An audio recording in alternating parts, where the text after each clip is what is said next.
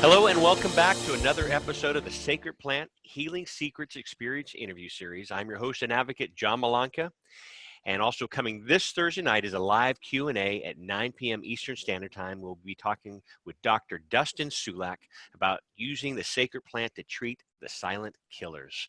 I'm speaking specifically about depression, anxiety, and insomnia, and nearly all of us have suffered from one of these common ailments, yet we rarely talk about them.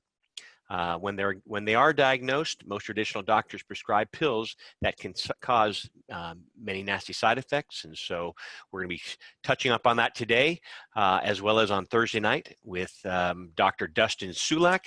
And Dr. Dustin Sulak, I'd like to welcome you and thank you for being here today. John, it's great to be here. I'm really excited for this interview. Well, I was happy to have you on. We've been friends for quite some time, and it's been a while since we've seen each other face to face. So a pleasure, and look forward to sharing your knowledge with our listeners today, and as well as our listeners on the live Q&A this Thursday night. I know a lot about you, but why don't you tell our listeners? I know you were featured in our season 1 of the Sacred Plant, and excited to have you on again. And so tell us about yourself.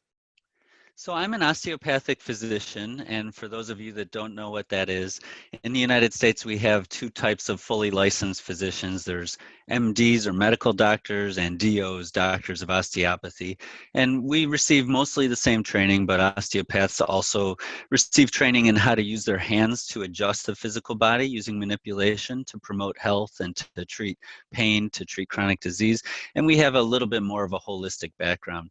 But in my career, I'm trained as a general practitioner, but I've focused mostly in integrative medicine, which is the intelligent combination of complementary alternative medicine with mainstream conventional medicine, emphasizing safe, more natural, and less invasive therapies. So I've been interested in this type of integrative medicine for really my whole life, even before my medical career.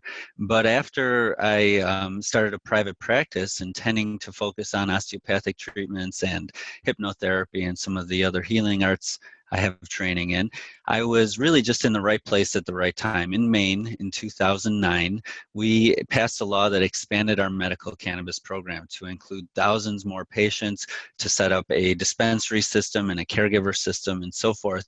And I was really the only doctor in the state at that time that was able and willing to take new patients to do cannabis evaluations. There was one other doctor who was actually faculty in my residency program, and his panel was full. And so suddenly I had dozens, then hundreds, then literally thousands of patients, most of whom were already using cannabis to treat chronic medical conditions, telling me about it. And my role was basically to give them a certification to allow them to do so legally, and then to learn from them, learn from their successes and failures, and to further guide their relationship with cannabis. So that was back in 2009 and 2010. Now in 2018, I have 2 medical practices in the state of Maine. I work with about 9 medical providers, doctors and nurse practitioners, and a counselor. We're taking care of around 8,000 people who are using cannabis to treat real debilitating conditions. And so we have this incredible variety and diversity of disease states that we're treating and patient types, from infants all the way up to the end of life. And it's really been so rewarding and so satisfying, this line of work. I'm really thankful cannabis came in and took over my career. Totally. You know, Corinne and I are a big fan of osteopaths as well as naturopaths, and that's what we've always had as our medical professionals. In meeting Dustin, we met you in Portland. God, I don't know how long ago that was, and we're going to get to this topic, but when we treated my father-in-law with medical cannabis, we were, I guess, self-treating, because there really wasn't any education back in 2011. And we went the microdosing route, and people doubted us all the time. And you know, they were almost saying impossible. He can't have this type of a success rate with just a minute amount of cannabinoids that you're offering him. But that was the case. And so we were at a conference up in Portland, and we were taking a break from the exhibit hall, and we were downstairs, and we had an audio of the conference going on, and we did not see you. We had not met you. And Corinne and I are just sitting there getting a little rest off our feet from being in the exhibit hall, and we hear this doctor speaking about microdosing. And Corinne, I got chills talking about it right now. Corinne and I looked at each other. I'll be darned. This is exactly what we've been doing for the last couple of years. So we ran upstairs and popped our head in there and saw it was you, Dustin.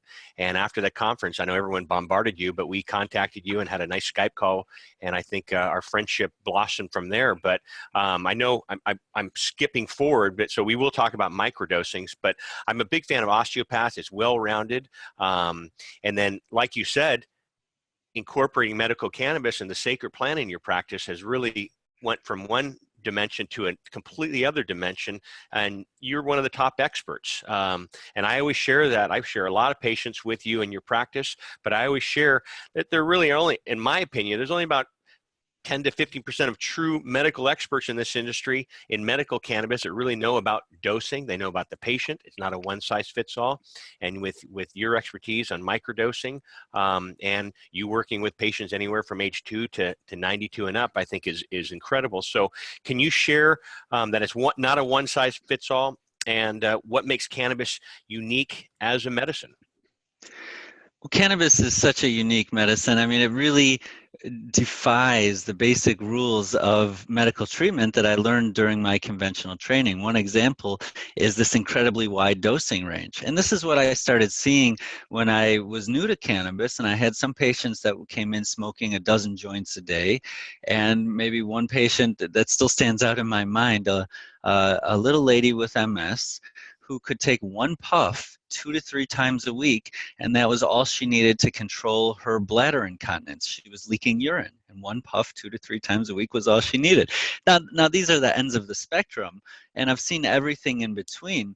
Now that I'm looking at not number of puffs, but typically number of milligrams of the active constituents of cannabis like THC and CBD and THCA, looking at the number of milligrams, I can kind of plot this on a dosing range based on someone's size or someone's body weight. And what we have is really, and I know this is so hard to believe, a 2,000-fold dosing range. This means my patient that gets good results at the lowest dose, and I'll say that these patients are outliers. They're not the most common, but adults can actually get results averaging 1 or 2 milligrams of cannabinoids per day.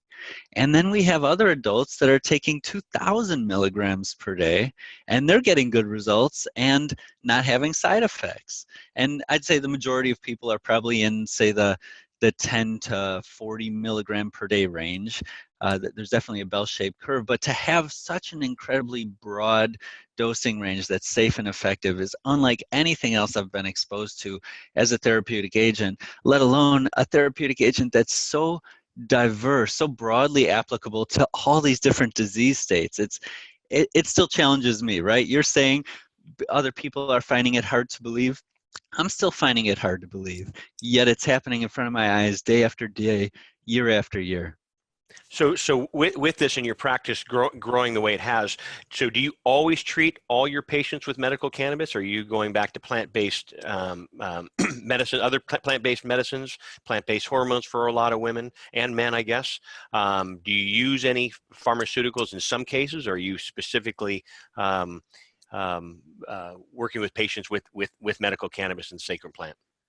Well, I do full spectrum general practice as well, even though the reason most patients come to me is because they've tried everything conventional medicine has to offer and they're looking for a cannabis evaluation. Or even now I'm getting a lot of patients that are already using cannabis, but they're not doing so successfully. So they want to consult me on how they can better use it. But I absolutely do still take out the, I don't really take out the prescription pad. It all happens on the computer now. But I do prescribe medicines and I order tests, and I have a knack for attracting or collecting the toughest cases, right? I work with 9 medical providers. I'm the medical director. So, the cases that fail to respond often come up the line. And sometimes I am able to make an obscure diagnosis or recommend a pharmaceutical treatment that is actually really effective. And there's plenty of combination treatments with cannabis and mainstream conventional medications that work really well. And I think cancer is a great example. Cannabis and chemotherapy go really well together for some patients. Gotcha. Not that I prescribe the chemotherapy, Yeah. but I work with the oncologist who does so. Yeah, yeah. And so, are you finding in rare cases like that? But are you finding more success with patients that you're recommending the sacred plant to over their pharmaceutical medications? Well, John, I mean, you probably expect this answer from me, but I'll give it. I think that I am able to maintain equipoise even though I've been in this field for 9 years. Yeah. I'll tell you, I have never seen a single medication, herb or pharmaceutical, that's as powerfully effective and as safe and well tolerated as cannabis in a wide variety of patients and conditions. I mean, it sounds too good to be true. Every day at the end of the day of seeing patients, I think this must be too good to be true, but it's really true. This medicine is incredibly effective, and it replaces a number of other treatment options. I mean, this is a common theme that people are using cannabis to replace other drugs, other potential surgical treatments, other herbal treatments. So many different treatment modalities can be replaced by the single option Yeah. cannabis. But I agree with you, Dustin. We have a lot of people that call us and they ask us about, does medical cannabis, sacred plant work for this, this, this? And I say to them, I said, I don't want to act like it's duct tape with 1,000,001 uses, but it's the truth. I mean, we've seen people with end of life that it's helped with end of life. We've seen people have incredible turnarounds like my father-in-law. We've seen people use it with the topics today, the silent killers, depression, anxiety, insomnia. And so what you're on the rise, it's common. A lot of people don't talk about it. A lot of them are treated with pharmaceutical drugs. And so with that, do you see a lot of those three types of cases in your office? And do you see medical cannabis, a sacred plant, helping treat these life-altering conditions? Well, I do. So you bring up a really good topic, several good points there. One, it does seem like a one size fits all. How is this possible? I think anyone should be somewhat skeptical about this potential of one medicine to do so many different things, but there's a real basis for that. And that basis is, of course, our endocannabinoid system, basically our inner pharmacy already producing cannabinoids like the compounds found in cannabis to help us respond to stress, to help us respond to illness and to injury, and to reestablish balance internally at a cellular level. So that's why it works for so many different things. But then it's a really good question, right? We see cannabis effective at some of our most challenging conditions, right? The toughest to treat seizure disorders, cancer, a variety of neurologic conditions and so forth, inflammatory bowel disease, patients that have tried everything and fail and then finally get better with cannabis. I think it's important to then ask, wow, if we use cannabis to treat these really serious conditions, could it be used to treat less serious conditions, maybe not as a last-ditch effort, but as a first-line therapy? And also, could it be used to keep people healthy? Could we actually use it to prevent illness and prevent disease? And I'm convinced the answer is yes. This is something, an area that I've been very interested in. So when we look at anxiety, depression, and sleep disturbance or insomnia, we see these three very prevalent conditions that have such a broad impact on our quality of life and also our overall health, our physiologic health. For example, if you take someone that's got no pain and you disturb their sleep every night for a month, they'll most likely fit the diagnostic criteria for fibromyalgia, right? Sleep disturbance promotes widespread chronic pain. It impairs cognitive function. It impairs performance at work. It increases stress or decreases our resilience to stress, which means people are going to have higher levels of the hormone cortisol, so higher blood pressure, which leads to hardening of the arteries and cardiovascular disease, higher blood sugar, which over time leads to metabolic syndrome and diabetes. And so we see that what can we do to focus on this really interesting environment we find ourselves in as a species, right? This is a very different world than the one we evolved in as a humankind. And there's all sorts of new stressors new challenges to our health, toxins in the environment, the boss hovering over our desk, the financial stress. Social media. Don't forget social media. Social media, Yeah. which is the other side of the coin of social alienation. Yeah. Both of these are extremely stressful, and this is something we have to deal with, right? We need creative solutions Yeah. to these real challenges, and I think cannabis can be that. And I love that term, inner pharmacy. I mean, that's great. Can you touch up on the endocannabinoid system once again? I know we talked about it in season 1, but we have a lot of new listeners and newbies that are coming on that they know nothing about medical cannabis, as well as the endocannabinoid system. So I'd love it if you could touch up on that, please. Great. So when researchers were looking at the effects of cannabis, in particular THC, and seeing, wow, this does so many things in the body, how could that be? There must be some target for THC in the body. What is that target?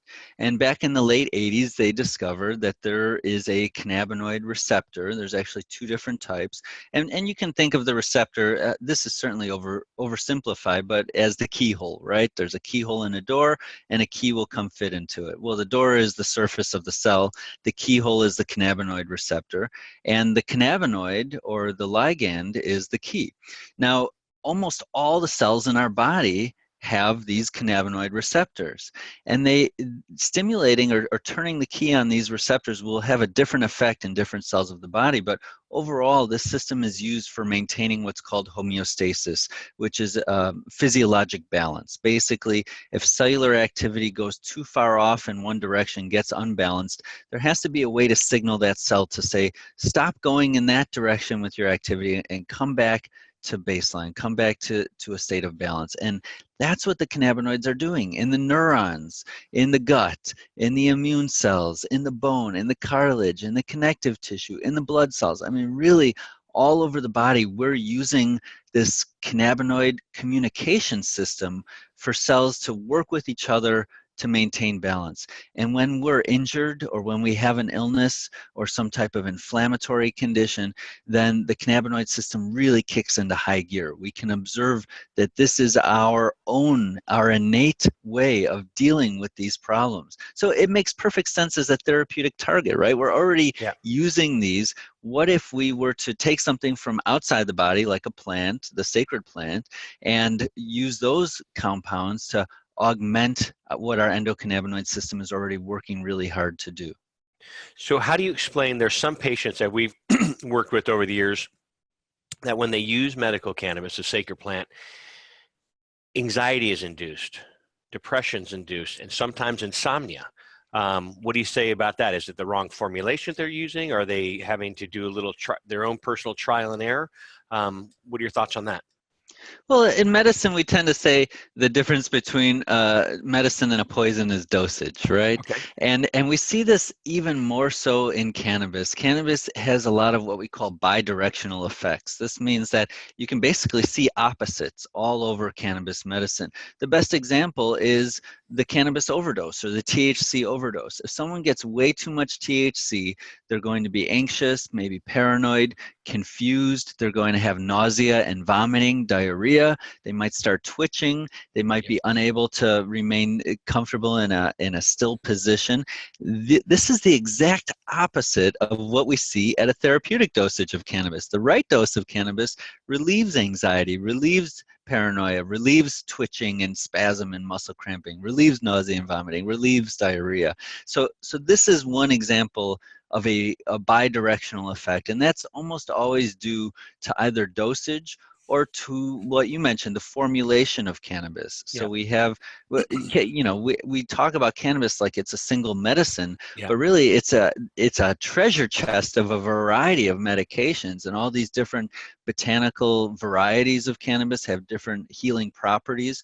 Preparing cannabis in a different format, whether it's inhaled or taken by mouth, all these different delivery methods really change how it affects the individual. So when I see someone that's using cannabis in a way that's producing an adverse effect like depression, anxiety, or even sleep disturbance, then it's almost always because they're just using it improperly. And I don't think I've ever failed to find it altered dosage or delivery method that will then, instead of causing that problem, resolve that problem. Even for the people that are ultra sensitive to THC, Yeah. which we have maybe 1 or 2% of our patient population, that they have a hard time tolerating almost any THC, but there still is a low enough dosage for even those patients where they can do well with cannabis. We speaking about patients, we had Sebastian Kott. Have you met him? I have. His son Jagger, and so Jagger has the complete opposite effect with THCA. So again, not everyone's body is not a one size fits all.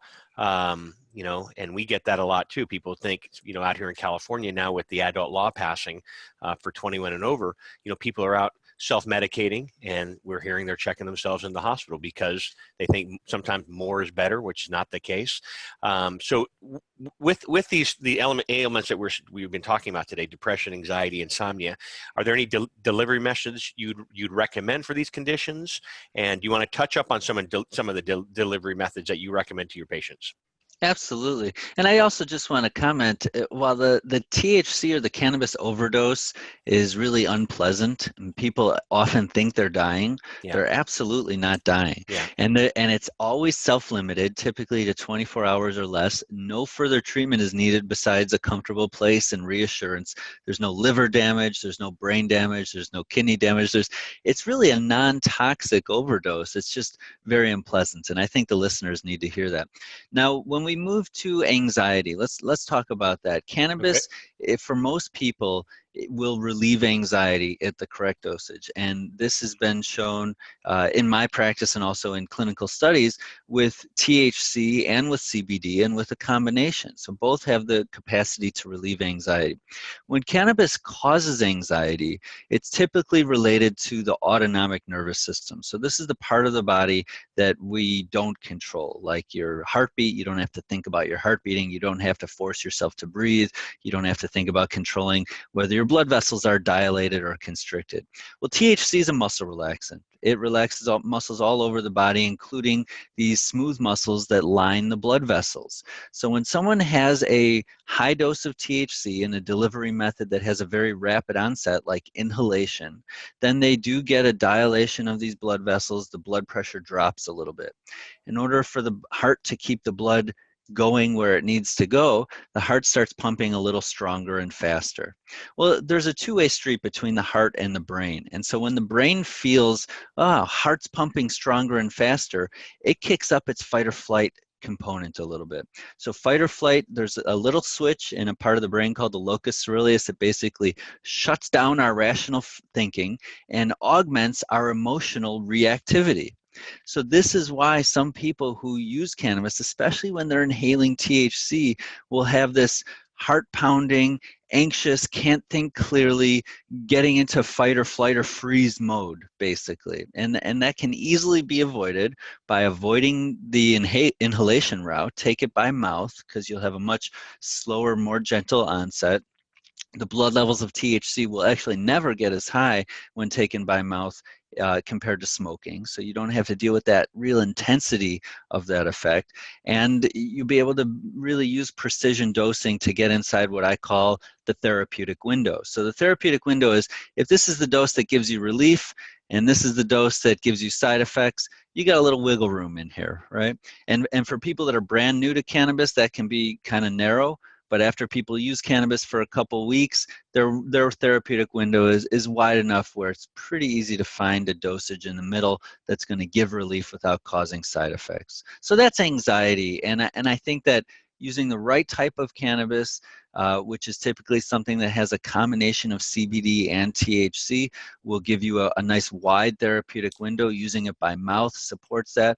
And then what I always encourage people to do is start at a dose that does nothing. Start subtherapeutic, and then gradually work your way up until you feel relief. So ideally, for most patients, this would be some kind of a nice oil or tincture. Start at 1 or 2 milligrams of each CBD and THC, and then very gradually increase by 1 drop or 1 milligram, and until someone gets relief.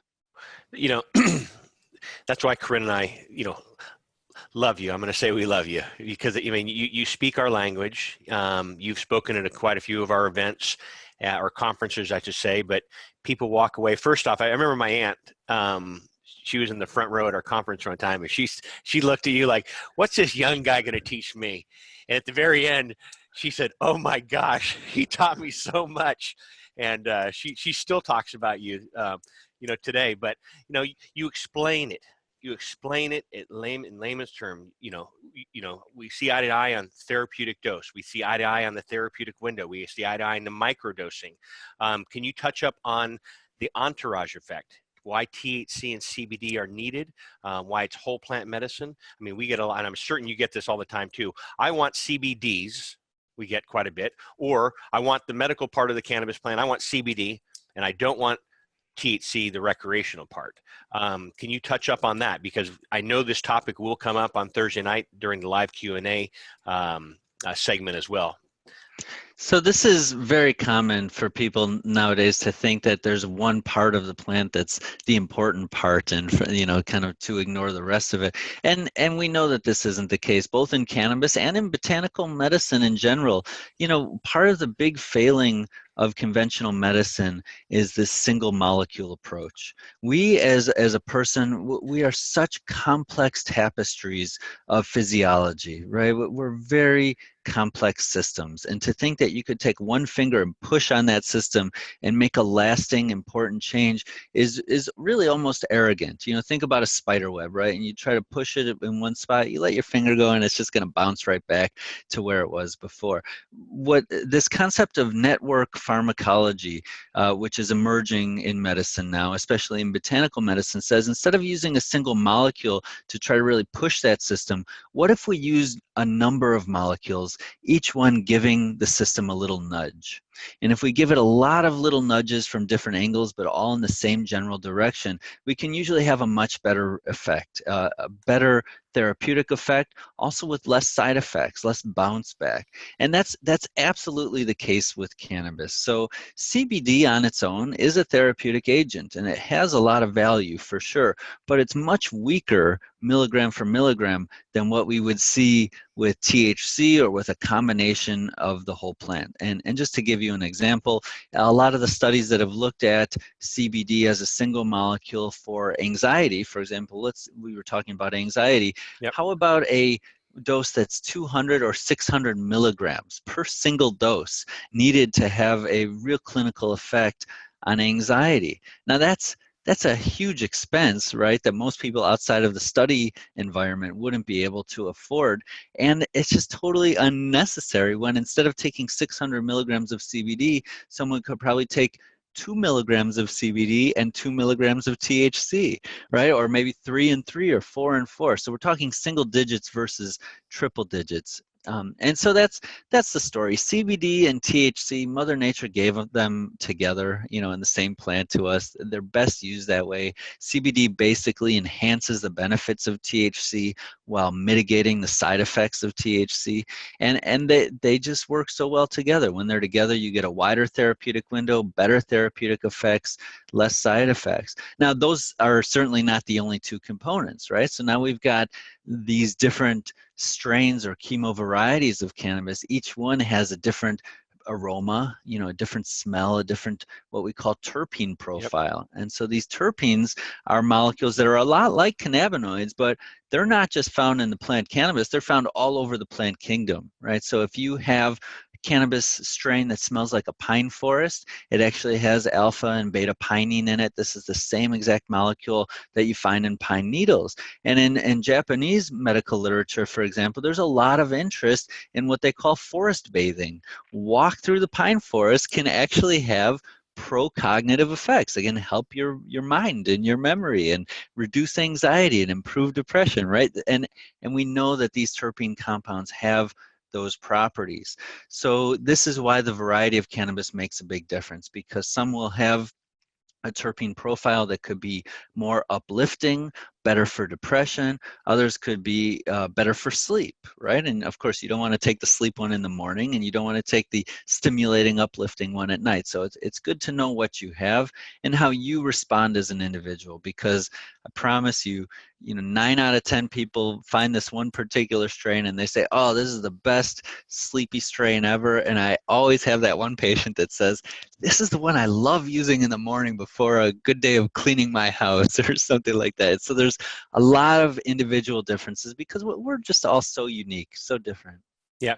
So I love all your descriptions, and I was with you walking through that Japanese forest. Actually, I grew up in Asia, and so I grew up in Tokyo, and was able to experience that. So I love the cherry blossoms behind you there too.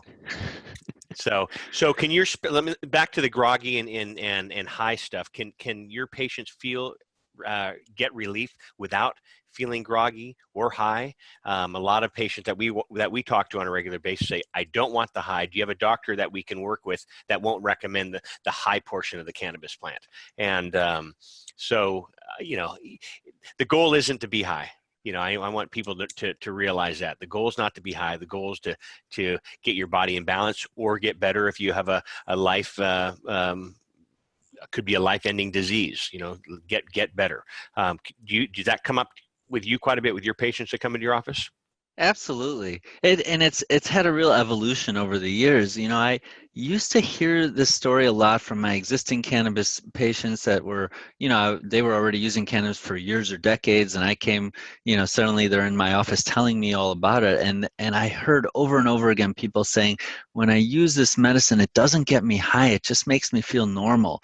But when I was younger and I used it, it would get me high. But now that I'm sick and I use it, it just helps me feel good. So that's one thing, and I think that really speaks to our endocannabinoid system and things, being able to use this plant to bring our internal state back to balance. But Uh-huh. even so, there's in almost all patients there is a therapeutic window, as we discussed. So, and I consider an unwanted effect for most people getting high or getting impaired. When I say, I like to use the word impaired because we're talking about getting in the way of them functioning and having a great day and a great quality of life. If someone feels less depressed, maybe they would describe that as high. I'm not sure, but that's not the same as impairment.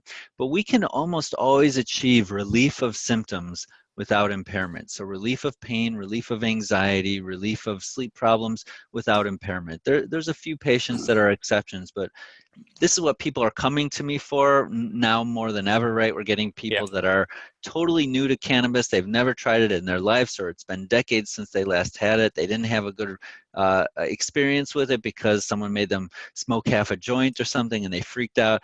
I get a lot of patients like that, and they say, can I use this without getting high? And I say, absolutely, 100%. So we're going to use oral dosing. We're going to use a Yeah. combination of CBD and THC. We're going to dial it in just so your dose is just right. And then, this is how the tables are so turned now. When they come back for a follow-up visit, I say, let's actually talk a little bit about how you might benefit from feeling the effect of cannabis on your consciousness.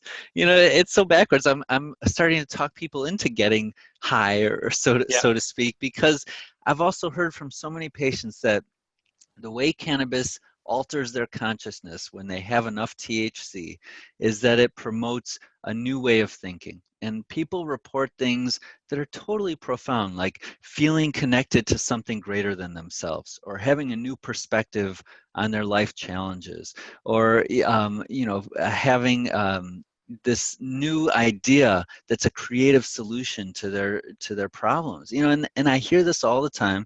And then they say, the cannabis wore off, the next day, but I still was left with this beautiful insight or this beautiful revelation that I can take with me into my life. And now I'm finding myself more kind to people, more forgiving, more understanding of myself. And I'm not even using cannabis while that's happening. So that's beautiful. And I often do start, on the second or third visit, if someone's really using cannabis in a non-impairing way, I start to say, well, let's talk about, for an hour or two before bed, let's push that bedtime dose down to 7, 8 o'clock, and maybe bump it up a little bit so that you can just start to feel what cannabis can do for your consciousness. I really believe that this is still one of the core healing properties of this plant. And even though it's bothersome during the workday and so forth, it's still important for some people to experience at times. Do you still, I know years ago you were talking about with your patients, take an assessment of your body. Take a breath. See where you are on a scale of 1 to 10. If it's your anxiety, if it's your depression, if it's your pain, take that in, take an account, use the sacred plant, low dose, and then reevaluate yourself to see, okay, how do I feel now? Do you still use that marker? Because I thought it was a great marker for brand new patients that had no experience. And I know you touched up on this with some of your patients that have had no experience with the sacred plant. And I think that was a great starting point for them. I do. I still use that. I Good. call it the inner inventory. Inner And there's inventory.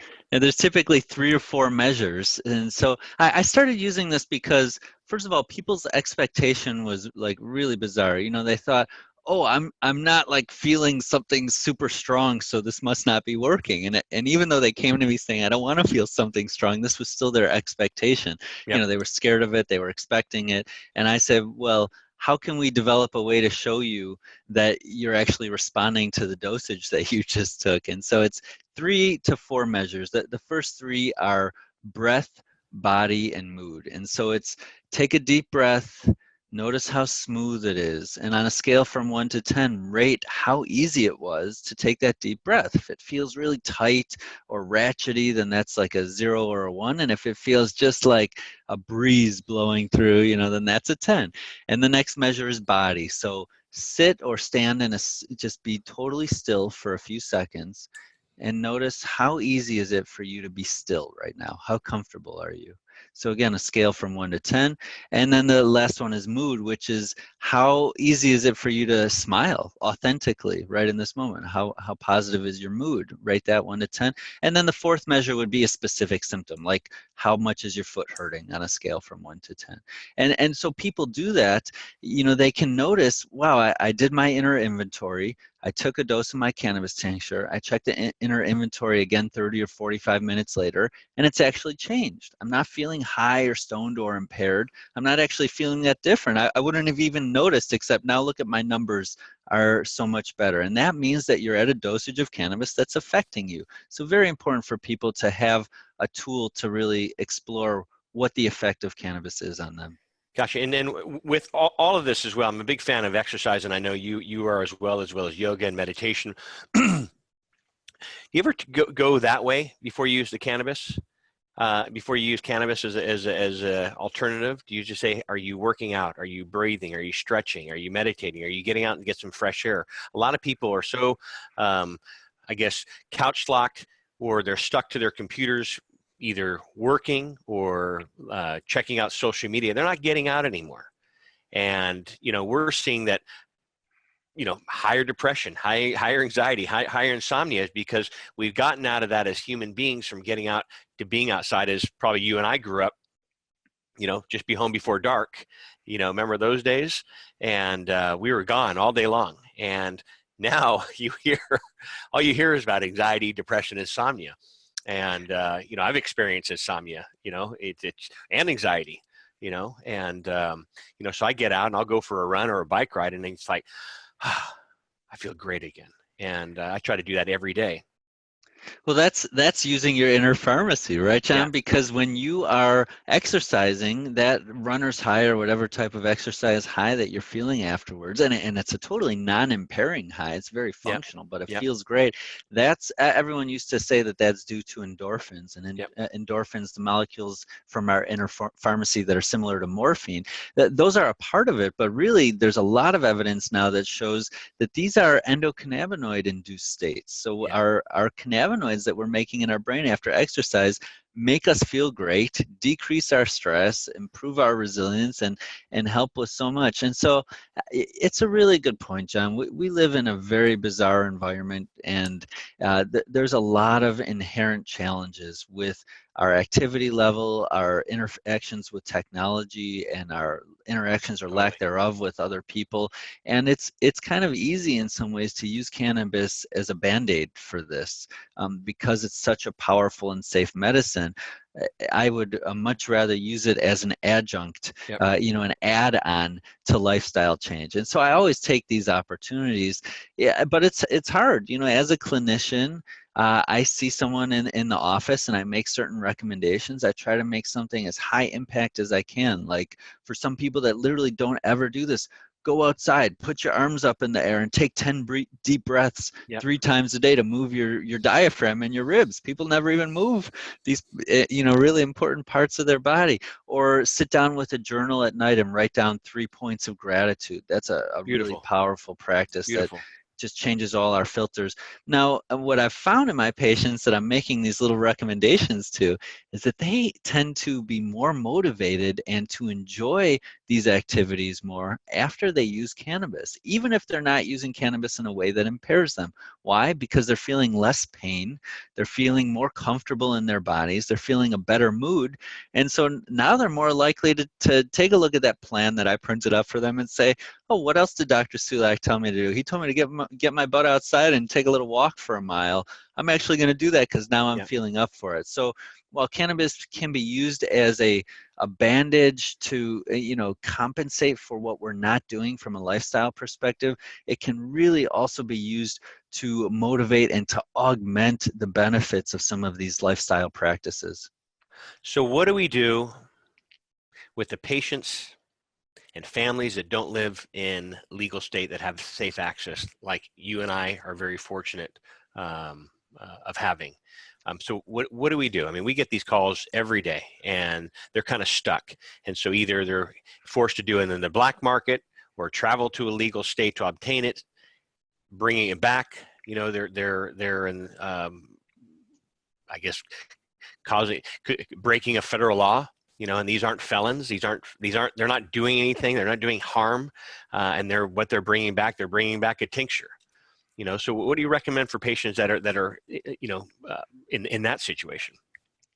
This is so challenging, and I do phone consultations and I talk to Yeah. people all over the world that are in these really tough situations. Yeah. And I think what's important, especially for someone that's sick, is to find a way to do a trial with cannabis so they can really determine how much it helps them. And that often can take a month or more. Yeah. Some people don't have means to this, but come out to a state or a part of the world where cannabis is legal, get it dialed in, see how much it's helping you, and then make a decision based on what you can do.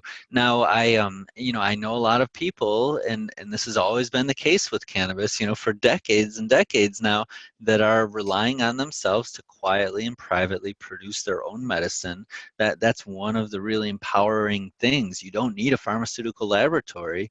You need a little patch of earth and some sunlight and some water and some very basic equipment to make a good quality cannabis preparation, like an oil or a tincture, and so forth. I mean, or even a pesto. The raw cannabis has great properties. And so I think that where it's illegal, of course, I never advise people to break the law, but I support them in exploring, the pros and cons of that decision, because it really is something that people can do for themselves. I want to, as we see more and more quality controlled, standardized formulations and so forth that are great. It's something that clinicians like myself love when I know what someone's getting and I can depend on it being the same thing from one batch to the next. That's great. It's also great when someone can just go do their own thing and be really successful with it. And I love empowering people to do that. That's great. And that's a great advice too, because when we get a lot of families that say, or individuals say, I'm going to move, I'm going to be a cannabis refugee. And I always say, before you make that decision, go out, spend a week, 2 weeks, dial in to see if this is something that works for you before you uproot your life, your job, your family, your friends, and then moving to a different state where you need to find a new job, a new house, family and friends. So that is great advice. So earlier you talked about cannabis as preventative measures. How do you treat that with your patients that come in? Well, this is something I've noticed as a trend in my patient population, is that as people who are really sick start getting better and better, they start needing less and less cannabis. They still want to use it, but Yeah. their usage decreases, and their health is actually improving. Their function and quality of life improving. And so I started looking at these patients until they get to the point of, oh, this person's actually not sick at all. They used to be sick, but they're not sick anymore, but they seem to be using cannabis for health promotion and disease prevention. And I start to look at the literature. Is there anything in the literature that can support this? And there actually is quite a bit. If you look at large databases of cannabis users versus non-users, there's some really important trends that emerge. For example, cannabis users have less obesity, less metabolic syndrome, and less diabetes than non-users. That's one example. There's certain types of cancer that are far less prevalent in heavy cannabis users compared to non-users. Bladder cancer in men is one of the most powerful signals we've seen in that area. If you look at people that do have chronic medical conditions that are using cannabis as a treatment, secondary measures of improvement are always in the right direction for anxiety, for sleep disturbance, for depression. And if you look at even the animal toxicology studies, so the rodents that have gotten the most THC, for the longest duration of time, super high doses for 2 years, what happens to these rodents? They have less of every type of cancer, they live longer, they have a more normal body weight despite the fact they're being fed a terrible diet. I mean, there's a lot of evidence that we could use cannabis to promote health. Now, just in the last few years, there's been some really interesting studies that have looked at things like heart attack, brain injury, including traumatic brain injury and hemorrhagic stroke. And what these are finding is if you look at the hospital data for people that either admit to using cannabis or people that are THC positive in their blood or urine, when they have a heart attack, they're less likely to die. They're less likely to need an intervention. When Wow. they have a stroke, or a traumatic brain injury, again, less likely to die. If they have a hemorrhagic stroke, less likely to lose function, also less likely to die. These are high-powered studies. And so, of course, there's no causation there, right? This is an association. We can't say, oh, cannabis is clearly the reason that this person did better, had a better outcome. Maybe the fact that they were using cannabis also means that they're open-minded and have a better perspective on life. Maybe it means that they're more likely to dance. I mean, there's so many different options, but when you see this signal come up again and again in the research, plus when there's a real physiologic basis, like we know how stimulating the CB2 receptor can protect against heart attack, protect against stroke. We know how, how this mechanism works. Then we start to say, like, what if a lot of people had just a little bit of cannabis in their system? Would we have a lot less diabetes in this world? Would we have a lot less obesity in this world, a lot less cardiovascular disease, a lot less overall mortality? And I personally believe the answer is yes. If we can use cannabis at a very low dose to improve our function, improve our resilience to stress, then we're fighting these silent killers, right? The insomnia, the depression, the anxiety, also the high blood pressure, and the metabolic disturbances that lead to obesity. We are preventing disease by using low doses of cannabis, I'm convinced. So with that and the demographic that you and I have worked with quite a bit over the years are the geriatric patients. A lot of our followers are geriatrics looking for other options besides pharmaceuticals. And so, what benefits do you see with your geriatric population that you can share with our listeners tonight? Well, it's well known in geriatric medicine that one of the biggest problems is what we call polypharmacy, right? These patients, God bless them, they end up on so many different drugs. It's just one added after another, almost like through their lifetime. But and polypharmacy can happen to not just the elderly, but this is extremely common and extremely detrimental. There's a whole list of drugs called the Beers list that Yep. says if any of these drugs used in the elderly is more likely to cause other disease or even death. Yet, though that list exists and has existed for over a decade, and all the geriatricians know about it, they're still prescribing these medications. Why? they don't have a better alternative. So I was just at an assisted living facility for dementia this morning, Uh-huh. seeing some of my patients there. And the nurses love it because we get them off all these other medications. Yes, we get them off their Tylenol. Like that's easy, right? And people think, oh, Tylenol, no big deal. But when you really look at it, some of these little old ladies are taking 3 grams of the stuff a day, and it's known to cause liver damage, Liver, right? totally. That and that's just the tip of the iceberg, right? We get them off their antipsychotic drugs. So one of the problems with dementia is that there's a lot of agitation, anxiety, and sleep disturbance. The same things we've been talking about, right? Yep, yep. Cannabis is incredible for that. It gets them off their antipsychotics, often off their other sedating drugs, their antidepressants, and so forth. And you really don't have to be demented to benefit from cannabis as someone who's in their latter years. You know, I have people with totally perfect cognition who are still using low doses of cannabis because they think it improves their mood, it makes them more active, they're more likely to go out and walk because they're feeling better, or they're more likely to get together with their friends. And I really saw this, John, with my grandmother. So Yep. when she was in her early 80s, she had fibromyalgia. She was on a bunch of medications. She was really miserable, and it was understandable why she was miserable, because of her medical conditions and because of the side effects of her medications. And then we started giving her a cannabis tincture. She never knew what it was. It was the herbal pain tincture. And this was at a time when we didn't have fancy laboratory testing. We didn't know how potent the tincture was, but we did what you do. You start at 1 drop and gradually work up to from there, you know, very gradually until you see some benefit. And she became a totally different person. I promise you, the last 7 years of her life, she was smarter. She thought more clearly. Her humor came back. She became more warm and loving again.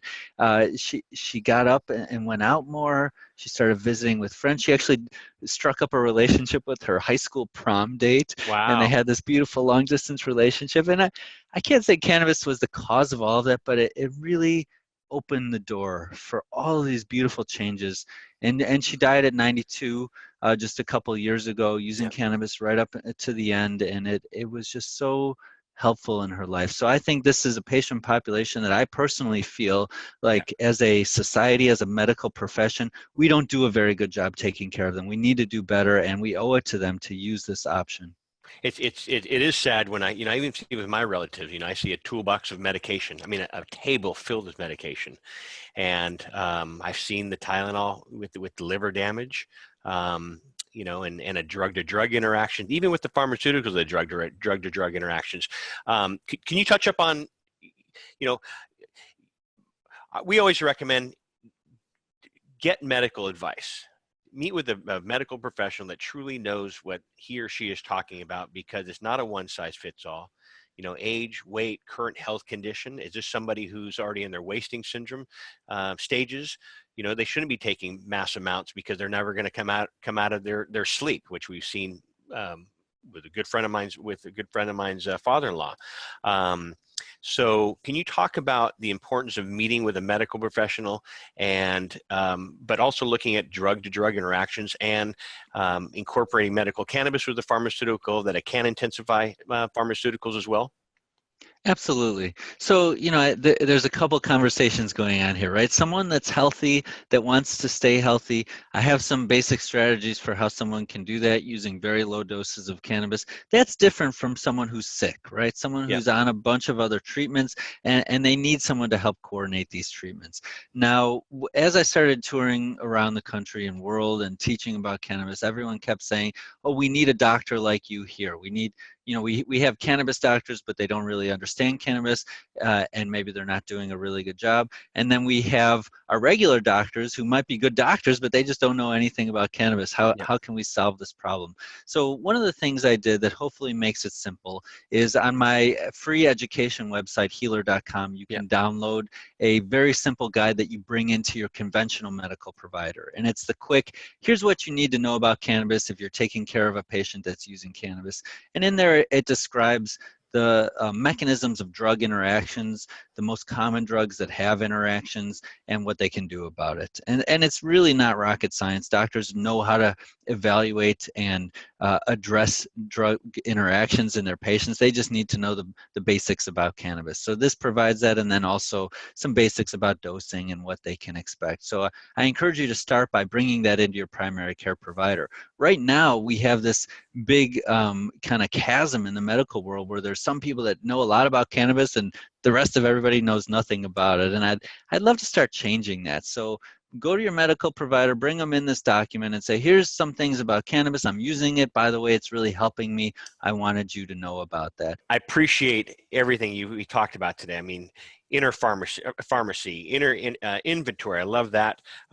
Gratitude, writing 3 points at night before you go to bed, what your day was like. Breathe, body, mood, the entourage effect, therapeutic dose, therapeutic window, microdosing. But I do like impaired versus high. I'm not a big fan of the word high, but I do like that impaired versus high, network pharmacology, polypharmacy. So we've covered a lot today, entourage effect, the endocannabinoid system. So with that, what final thoughts do you have, or what would you like to cover on Thursday night with the live Q&A that our listeners would love to tune in for? And that's this Thursday, 9 p.m. Eastern Standard Time. Do you have any closing thoughts for our listeners? Sure. Well, just coming back to lifestyle, right? You have a healthy body. Even if you're having a disease, even if you're having symptoms, know that 99% of you is actually functioning correctly. And it's important to keep our attention on the health and not to get too caught up in focusing on that 1 or that 5% of disease all the time. I mean, if you could see what's happening in here, it is a miraculous symphony of biological activity that's working correctly. And the question is not what we can do to fix the disease. So often the question should be what we can do to augment the health. Perfect. And so I think coming back around to the things we've talked about, sleep has got to be one of the most high impact things that someone can do to promote their health. And cannabis can absolutely be used to promote healthy, restorative sleep. Activity is the second one, which you brought up, John. And then social interaction, which we also touched on, and cannabis can really help with that. Be kind to each other, love each other, do good things for others. It's amazing how that can relieve our anxiety and depression when we put ourselves in a place of service to others who are worse off than us. Wow, so true, so true. So, well, Dustin, let's leave a little teaser for them for they join us on Thursday night. But I just want to thank you, Dustin Sulak. Appreciate you sharing your knowledge, your expertise with our Sacred Plant community. We look forward to going deeper together on our live Q&A happening this Thursday night, 9 p.m. Eastern Standard Time. Thank you very much for listening. We hope you enjoyed the interview and that you will join us for the live Q&A so we can help you even more. This is John Malanka, your host and advocate for Healing Secrets Experience Interview Series. And this was Dr. Dustin Sulak, and we look forward to seeing you Thursday night. So have a blessed day, and thank you again. And thank you again, Dustin, as well.